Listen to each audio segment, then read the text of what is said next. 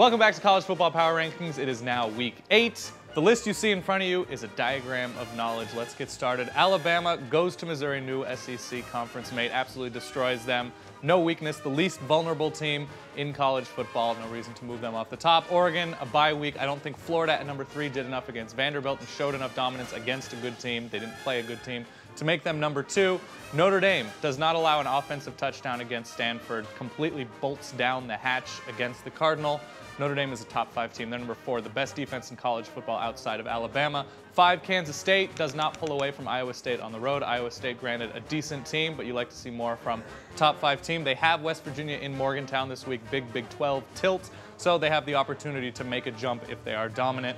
LSU, they move up, obviously, because of the win against South Carolina. Not pretty, but dominant on defense, holding South Carolina to around 50 yards on the ground. So LSU, they have work to do still in the midst of a tough schedule, but they can make a leap in the SEC West. Oklahoma completely dominates Texas, slaps the burnt orange off of those jerseys.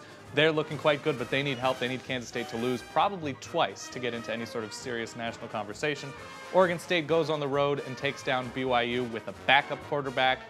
They're just as surprised as we are probably. No, they know that they're good, and they have a pretty ideal schedule, but they do end with Oregon at home. But Oregon State's in a very nice position. South Carolina looks a little bit sluggish offensively against LSU, but has the opportunity to make a move in the SEC, a more dangerous SEC East than we're used to. Ohio State struggles on the defensive side of the ball on the road against Indiana. Not okay for a purported top 10 team. They're undefeated, but you really haven't seen a dominant performance, especially given where Michigan State is at the moment.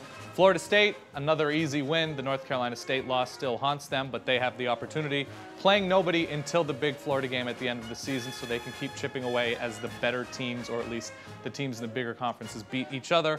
USC, would love to have them higher, still 5-1, but an unfortunate win, a boring win against Washington this week. 17 offensive points, held below Washington's defensive scoring average. USC needs to do more on the offensive side of the ball. They need to be more dangerous with the players they have on paper. Mississippi State, their win of the season at home against Tennessee, a tough schedule ahead, but nice to see that offense coming together. The corners are great on the defensive side of the ball. Tyler Russell and Ladarius Perkins, really good at the football, but it's the SEC West. Things only get tougher. Georgia and Clemson both off this week. Georgia doesn't have much of a schedule. They do have Florida, then a whole bunch of nobody until the end of the season. Clemson, whole bunch of nobody, but it is Clemson, which means they're probably going to lose to a little bit of nobody until they see South Carolina at the end of the season. So these are the power rankings. It is week 8. Who's too high? Who's too low? Where do you agree with the polls? Where do you disagree? We'll see you soon.